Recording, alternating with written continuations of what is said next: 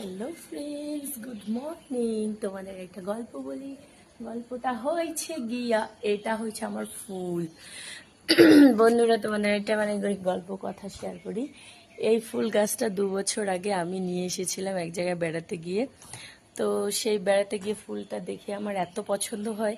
পছন্দ হওয়ার পরে সেই বাড়িতে গিয়ে আমি ডালটা চেয়েছিলাম। তো ফুলের ডাল বলছিলাম, একটা ডাল দাও, আমি বাড়িতে গিয়ে লাগাবো।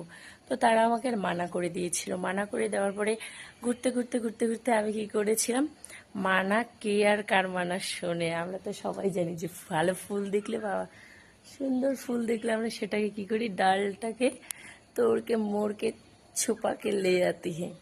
তো সেটাই হয়েছে কেস। আর এই গাছটা লাগানোর পরে আমি 2 বছর থেকে অপেক্ষা করে আছি।